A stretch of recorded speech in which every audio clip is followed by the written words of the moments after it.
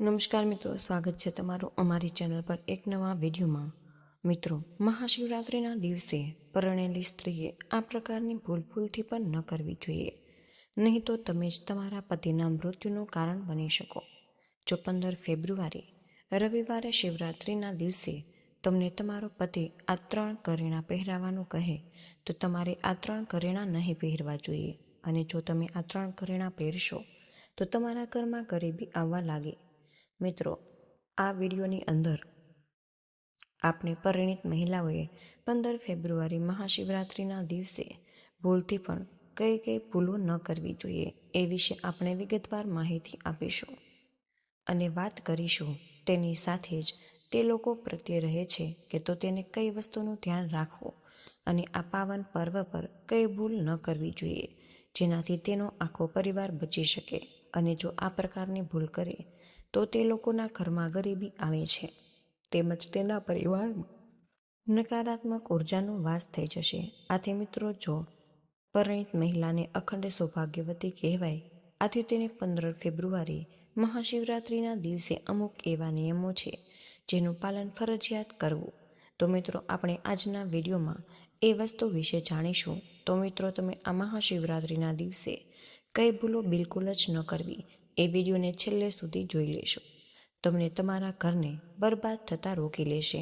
અને એ પણ જાણો કે 15 ફેબ્રુઆરી મહાશિવરાત્રિના દિવસે તમારે એવા કયા કાર્ય કરવા જોઈએ મહાદેવની કૃપાથી તમારા ઘરમાં સુખ સમૃદ્ધિનો વાસ થઈ શકે. તો મિત્રો, મહાશિવરાત્રિનો પર્વ છે એ ભગવાન શંકર તેમજ માતા પાર્વતીને અર્પિત છે. આથી મિત્રો, આ દિવસે એટલો શુભ છે કે આ દિવસ તમે જે કોઈ પણ ઉપાય કરો, એવા કોઈ શુભ કાર્ય કરો તો મિત્રો તમને અવશ્ય જ ઉત્તમ ફળની પ્રાપ્તિ થાય. મિત્રો, સાથે જ 15 ફેબ્રુઆરી મહાશિવરાત્રિના દિવસે તમારે ભગવાન શંકર તેમજ માતા પાર્વતીની પૂરી વિધાનથી પૂજા અર્ચના કરવી જોઈએ. મિત્રો, મહાદેવની કૃપાથી તમારા ઘરમાં ધન ધાન્યની કમી ન રહે. ખૂબ જ ધન દોલત આવવા લાગે છે અને તમે સુખી થઈ જશો. તેની સાથે જ જો મિત્રો, મહાશિવરાત્રિના દિવસે અમુક એવા પણ કામો છે એ જે તમારે ભૂલે ચૂકે પણ ન કરવા. તો મિત્રો, અમુક એવા કાર્ય હોય છે કે જેને વાસ્તુશાસ્ત્રમાં પણ બહુ જ નકારવામાં આવ્યા છે કે જો આવા શુભ પર્વ એટલે કે મિત્રો આ પાવન પર્વ ઉપર જો તમે અમુક એવી ભૂલો કરો છો તો મિત્રો તમારે ઘોર ગરીબીમાં જવું પડી શકે. આથી મિત્રો, તમારે આ પ્રકારની ભૂલ ન કરવી. તો મિત્રો, આપણે આજના વિડીયોમાં જાણીશું કે તમારે 15 ફેબ્રુઆરી રવિવારે મહાશિવરાત્રિના દિવસે એવી કઈ ભૂલ ન કરવી. તેની સાથે જ મિત્રો, મહત્વની વાત એ છે કે મહાશિવરાત્રિના દિવસે પરિણીત મહિલાએ અમુક નિયમોનું પાલન જરૂર કરવું. મિત્રો, જો એક પરિણીત મહિલા આ પ્રકારની ભૂલ કરે છે તો મિત્રો, ભગવાન શંકર તેમજ માતા પાર્વતી એનાથી કોઈ ક્રોધિત થઈ શકે અને તેને શ્રાપ આપી શકે. કારણ કે મિત્રો, કોઈ પણ સ્ત્રી લગ્ન સંબંધમાં જોડાય તો તેને અમુક એવા નિયમોનું પાલન જરૂર કરવું. જો કે જેને વાસ્તુશાસ્ત્રમાં તેમજ આપણા પુરાણોમાં પણ જણાવવામાં આવ્યું છે. તો મિત્રો, આજના વિડીયોમાં આપણે એ જ નિયમો વિશે વાત કરીશું કે મહાશિવરાત્રિના દિવસે એક પરિણીત મહિલાઓએ આ પ્રકારની ભૂલ ન કરવી જોઈએ.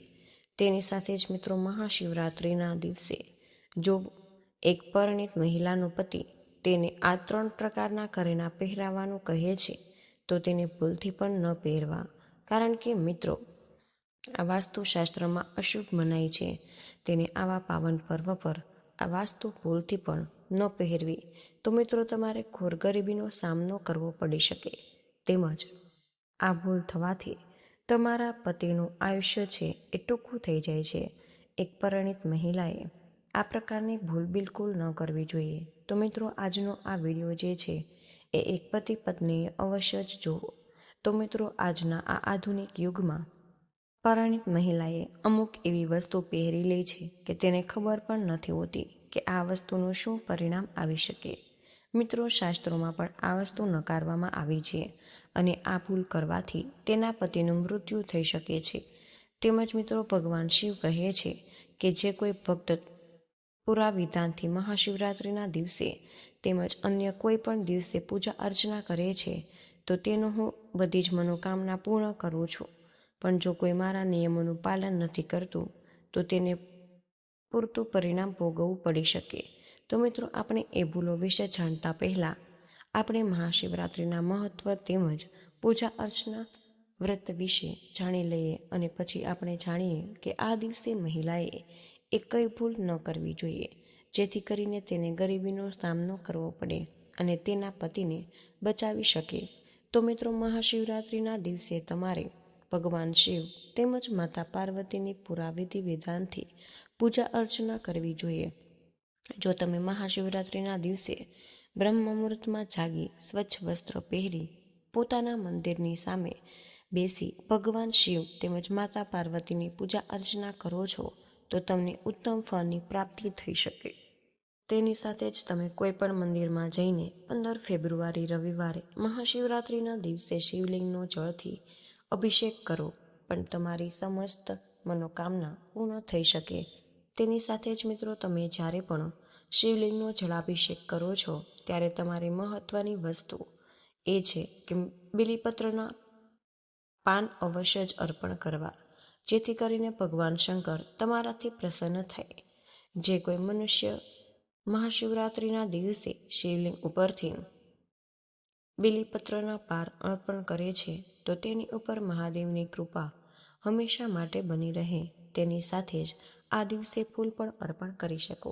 અને જ્યારથી પણ તમે આ ફૂલ અર્પણ કરો છો તેમજ બીલીપત્રના પાન શિવલિંગ ઉપર અર્પણ કરતા હોય, તમારે ઓમ નમઃ શિવાય મંત્રનો જાપ કરવો. આથી મિત્રો, આ પ્રકારે તમે મહાશિવરાત્રિના દિવસે ભગવાન શિવની પૂજા અર્ચના કરવી, તમે ઉત્તમ ફળની પ્રાપ્તિ થઈ શકે. તો મિત્રો, હવે આપણે જાણીએ કે 15 ફેબ્રુઆરી રવિવારે મહાશિવરાત્રિના દિવસે એક પરિણીત મહિલાએ એવી કઈ ભૂલ ન કરવી. અને મિત્રો, આપણે જાણીએ છીએ કે જો કોઈ પરિણીત મહિલા જો તેનો પતિ આ 3 પ્રકારના ઘરેણાં પહેરવાનું શિવરાત્રિના દિવસે કહે તો ભૂલથી પણ ભૂલ ન કરવી. જો તમે આ ભૂલ કરો છો તો કોઈ પણ ઘર ગરીબીનો સામનો કરવો પડે છે અને મહાદેવ છે એના ઉપર ક્રોધિત થઈ શકે. તો મિત્રો, આવો હવે આપણે જાણી લઈએ કે એક પરિણીત મહિલાએ મહાશિવરાત્રિના દિવસે કઈ ભૂલ ન કરવી. તો મિત્રો, કેવળ ધાર્મિક દ્રષ્ટિથી નહીં પણ વૈજ્ઞાનિક દ્રષ્ટિથી પણ 16 શૃંગાર મહત્વ દર્શાવ્યા છે. આમાં જે પણ વસ્તુનો પ્રયોગ કરવામાં આવે છે એનું પોતાનું અલગ જ મહત્વ હોય.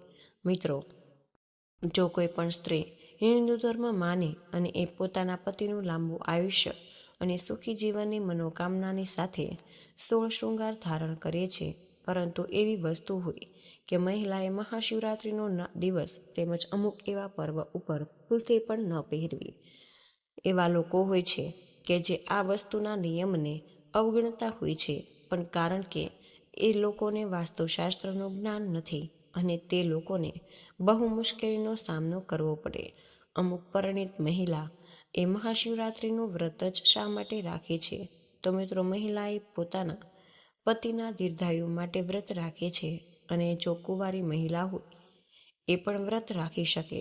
અને જો તે લોકોના એવી મનોકામના હોય કે જે પોતાના જીવનમાં એક સારો જીવનસાથી મળે તો પણ વ્રત રાખીને સારા પતિની કામના કરી શકે. અને કોઈ પણ મહિલા સાચી શ્રદ્ધાથી મહાશિવરાત્રિનું વ્રતનું પાલન કરે તો તેની બધી જ મનોકામના પૂર્ણ થાય.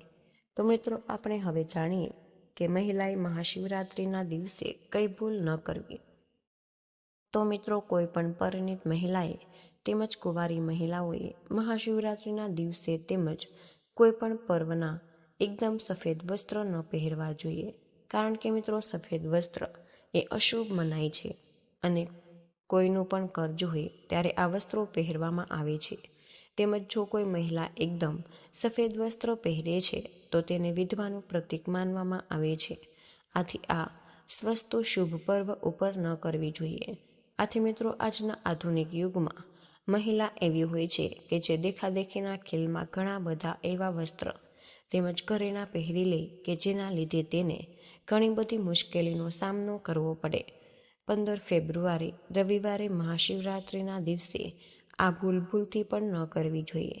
તેની સાથે જ એક અમુક મહિલાઓ હોય કે જે જોત જોતામાં સોનાની ઝાંઝર પોતાના પગમાં પહેરી લેતી હોય, તો મિત્રો આ ભૂલ એને મહાશિવરાત્રિના દિવસે ભૂલથી પણ ન કરવી જોઈએ.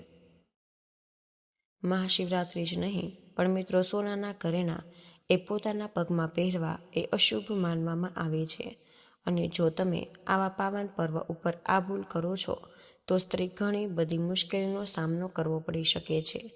કારણ કે મિત્રો જો પગમાં સોનું પહેરવું હોય તો પગમાં સોનું પહેરવું એ આપણને માતા લક્ષ્મીનો અનાદર કરીએ છીએ તો એવું મનાય છે.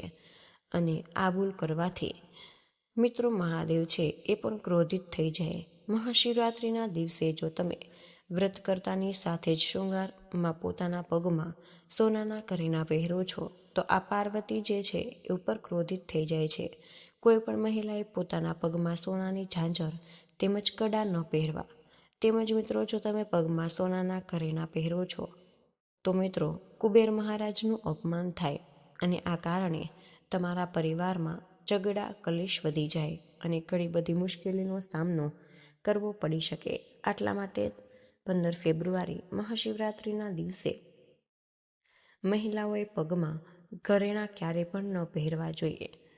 મિત્રો તેની સાથે જ 15 ફેબ્રુઆરી રવિવારે મહાશિવરાત્રિના દિવસે જ નહીં પરંતુ બીજા અન્ય કોઈ પણ દિવસે પગમાં સોનાના ઘરેણાં બિલકુલ ન પહેરવા.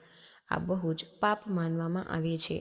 તેમજ મિત્રો સોળ શૃંગારમાં બીજી વસ્તુ એ છે સિંદૂર.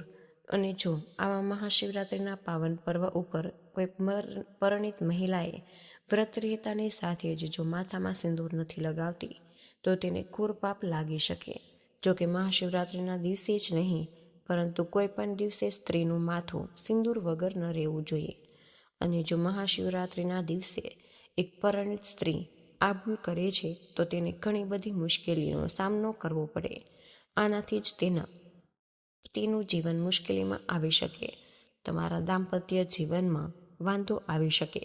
તેની સાથે જ મિત્રો મંગળસૂત્રનું પણ ઘણું વિશેષ મહત્વ છે. તેમજ મંગળસૂત્રમાં જો સોનું અને પિત્તળ ન હોય તો ચાલે પણ એક પીળા દોરામાં કાળા મોતી અવશ્ય જ હોવા જોઈએ. મંગળસૂત્રમાં પીળો હિસ્સો એ માતાને સમર્પિત અને કાળો હિસ્સો એ ભગવાન શિવને સમર્પિત હોય છે. મહાશિવરાત્રિના દિવસે કોઈ પણ પરિણીત મહિલાએ મંગળસૂત્ર પહેરવું જોઈએ અને જો તે આ ભૂલ કરે છે તો તેના સંબંધમાં દરાર આવી શકે.